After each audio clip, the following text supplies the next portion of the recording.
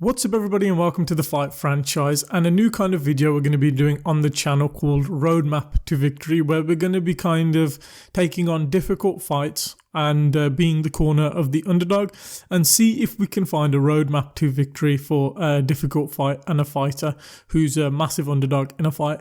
The one we're going to be looking at today is Dustin Porier taking on Islam Makhachev at UFC 302.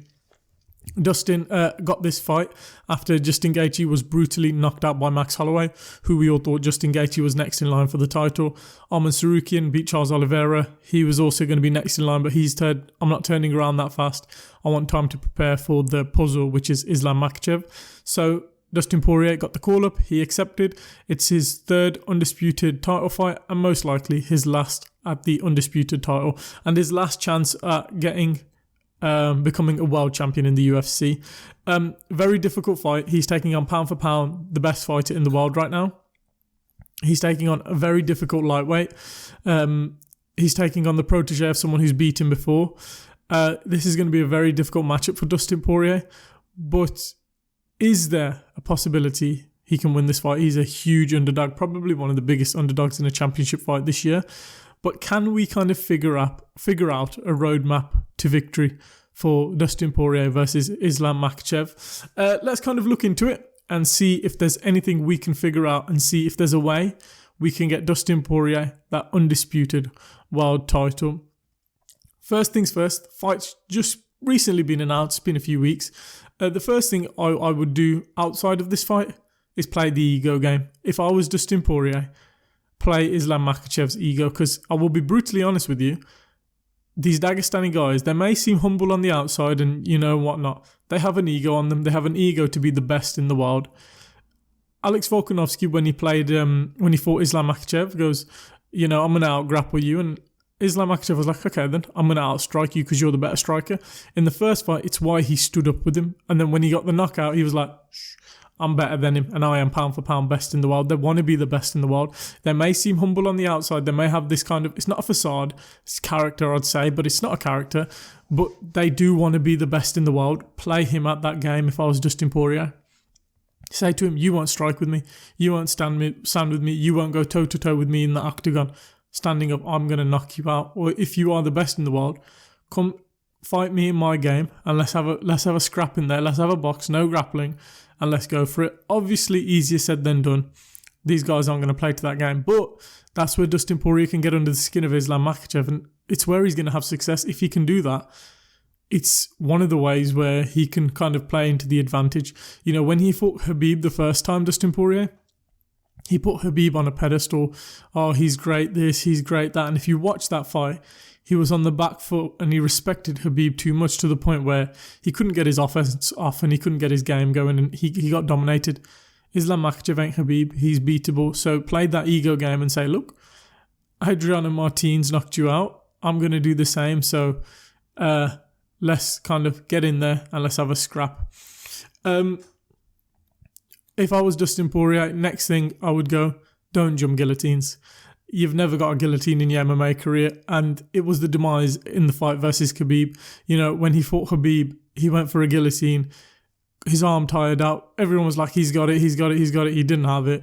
Once he got out of it, Khabib choked him out, and that was it. Game over. You lost your undisputed world title shot. And in the Benoit Saint Denis fight, you weren't having success with them. Don't do that versus Islam Makhachev. You're going to lose the fight. In Hail Mary, he might get it, but if he's never got it in an MMA bout against anyone, why is he going to get it against arguably the best grappler in the division right now? These guys are too, grappling. Their grappling defense and their submission defense is on point. The odds on you getting them in a submission like that is going to be, little to none. And you couldn't get Benoit Saint Denis, who isn't even, I know Benoit Saint Denis is a brilliant grappler, but he ain't Islam Makhachev, so don't jump guillotines. You're just going to tire yourself out and put yourself in a vulnerable position to get finished if you don't achieve the guillotine. So yeah, no jumping gillies. I know he wants to. I know he probably will in this fight. Just don't, because the odds are you're not going to get it. The other thing, I wouldn't entertain the grappling either. I know Poirier, a lot unlike others, he seems to just accept positions at time, or when someone's grappling him, he's like, okay, and then try and fight off fight submissions off his back and whatnot, but just avoid being backed up against the fence. The fence is your enemy in this fight against a Dagestani fighter. They love pinning you up against the fence. They can, lock your legs with that little, with their legs, and then get that other arm and then just smash you with whatever's left, whatever free limb is left. Avoid that position. You need to be in a position where you can get offense off in return and smash them in return. And that ain't going to happen if you keep getting backed up against the fence. It kept happening against Khabib. Khabib pressured him. Islam doesn't have the same pressure as Khabib. So Dustin Porier has to be brave enough to go, I'm going to meet your pressure with my pressure and match you for pressure, and just we ain't getting backed up against the fence. And the other thing is, I know he doesn't have it, but exploding grappling defense. Alex Volkanovski, he had success. He was very explosive in his defense. When a takedown was happening, he'd fight tooth and nail. I know that's going to take energy from Dustin Porier, but he'd fight tooth and nail not to get taken down. Dustin Porier needs to do the same. And I know it would take energy out of Porier, but if Islam keeps failing takedowns, it's going to sap his gas tank. We saw him in the 5th round against Volkanovski. He wasn't having the best of success because he was tired. So yeah, be composed in there, and kind of have that great striking defense that you need in this, not striking defense, grappling defense that you're going to need against Islam. Like, I remember when Gilbert Burns fought Khamzat Chimaev. I know, totally different fight and totally different fighters, but there was a moment where Khamzat was on the ground and Gilbert just kicks him in the chest while they're both on the ground just to get back up, just to create space. It's explosive, but things like that are going to be his friend, be not dirty, but, fight tooth and nail on the ground and on the feet with your grappling defense as well. The one thing I did notice, I watched obviously within this kind of looking for openings, Islam likes to get into firefights. I looked at that Volk 1 fight. The Volk 1 fight was the one I looked into the most because I don't think any other fights really, I don't think the Charles Oliveira fight is going to be indicative of how this goes. I think the Volk one will be most indicative of how Dustin Poirier can have success. And in the Volk 1 fight, there was moments where, Volk was having success and they were striking back and forth, and Islam was trading back and forth. Islam dropped him twice in close. Poirier loves fighting in close and boxing in range, and if he can get that range versus Islam, he can have success. Volk, when he was getting into the firefights, he's a shorter guy and he was getting caught with the hooks of Islam and getting dropped to one knee.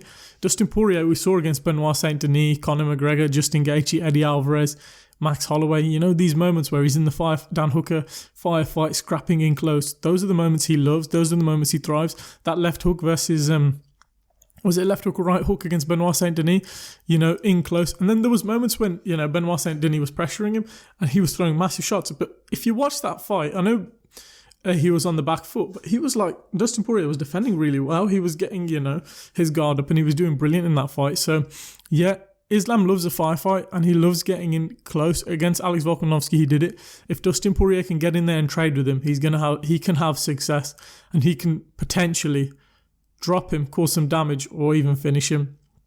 When Dustin Poirier fought Khabib, there was a moment where he was pressuring, throwing huge punches, and Khabib was on the back foot. He didn't land anything clean or flush, but that moment where they're kind of disoriented and backing up, these Dagestani fighters, because they're not great strikers like Dustin Poirier, there's opportunities to catch them. Obviously, Islam's a better striker than Khabib, but still, I don't think Islam's a better striker than Dustin Poirier if you just include hands. I know Islam got that big head kick versus Volk, but if you just include hands, Dustin Poirier, I believe, is the better boxer. So there are moments where you can kind of get him in a firefight, and hopefully Dustin Poirier can potentially have success and end up knocking him out, which would be the upset of the year, I think. So yeah, there is opportunity. Islam loves a firefight and he loves getting into these scraps in the pocket, and he's got a great tie clinch. That's something where Dustin Poirier, if he gets in the tie clinch and he can fight it off and then break off the tie clinch and land some shots, Islam loves those knees up the middle now. He's elevating his striking. He's becoming a well-rounded mixed martial artist, not just a grappler. Exploit that, try and see if that's the area you're going to win, because the grappling, I don't think Dustin Poirier is going to have any success. If Dustin's going to win this, it's going to be causing damage on the feet. Calf kicks on the inside, Volk had success at points versus Islam. There was a huge, I think it was outside leg kick he threw, which buckled Islam. There was, when Justin Gaethje fought Khabib, he had success. He battered, Khabib's leg, and he had him stumbling and backing up. Those are the moments when you're gonna have. And then I know it's completely different, but when Jan Blachowicz fought Magomed Ankalaev, smashed his calves and he was compromised. I don't know if these Dagestanis, well, nobody really has strong calves, but these Dagestanis, they don't seem to have the strongest calves. So exploit that. It's a weakness potentially in his game. You did brilliant in the calf kicks against Conor McGregor. You kill Islam Makhachev's base. You kill one half of his, strength. And that's going to be key. If you can quickly get in and out, smash calf kicks early on in the very beginning of the fight, you can potentially have success, because Islam's a very top-heavy fighter. We have a bit where Volk got on top of him and was smashing him. These guys love to be the hammer. We've never seen them as the nail. If you can make them the nail, smash him with calf kicks early on, compromise him, you're going to have success. He's a very momentum-based fighter. Islam Makhachev stays on top. When Volk was matching him, Islam was like, okay, back off, and then his momentum slowed, and Volk got the momentum in the first fight. So that is something he can try and exploit. Smash the inside leg kick, smash the calves in, and see if he can disturb the base of Islam Makhachev. One thing Volk had success with in the first fight was switching stances. I think it's the first round. Volk came in. He was, I believe, orthodox. Came in orthodox, switched to southpaw, and he I don't know if he dropped him or he stumbled him down, but Islam hit the canvas because he switched stances while he was throwing a combination while Islam was backing up, because Islam backs up in a straight line. That switch of stances, Dustin Porier, great boxer, switch stances midway through and see if he can land a huge shot and have success with it, because Islam's very, he bites on feints and backs up straight forward. So a switch of stances could see success while going in for Dustin Porier. And throwing a huge combination of punches will be also brilliant for him. We know Dustin Porier does brilliant when he's winging a bunch of punches and a huge amount of combos. Huge amount of combos is what's going to be needed for Islam Makhachev, because 1, 2, 3, 4, you just need to be wary of the level change, but 1, 2, 3, 4, 5 punches, keep him guessing, because his striking defense isn't going to be as good as your striking offense, if that makes sense, especially in the later rounds when he's tired. He's going to be susceptible to punches. It's going to be the kind of sense of surviving as long as possible, because the longer this fight goes, the more chance Dustin Porier has to win. Because I'd say Dustin Porier has the better cardio. If Dustin Porier is the nail the whole time and Islam's the hammer just smashing him, his cardio is not going to last. But if you can keep it as 50-50, 60-40, 70-30 as possible, obviously Dustin would be the 30, the more tired Islam's going to get, and that's where you're going to have success in this fight. The one thing I think would be brilliant for Dustin Porier, if he could implement it, not switch his kind of game, but just fight with a bit lower centre of gravity, because if he's fighting kind of straight on, he's susceptible for that takedown, but that lower centre of gravity Volk had, and the strength, obviously I think Volk's probably stronger than Poirier, but Volk had brilliant success in the grappling defense and the wrestling defense because of that low center of gravity. He was meeting Islam with a lot of those takedowns and having more success because he was ready for it.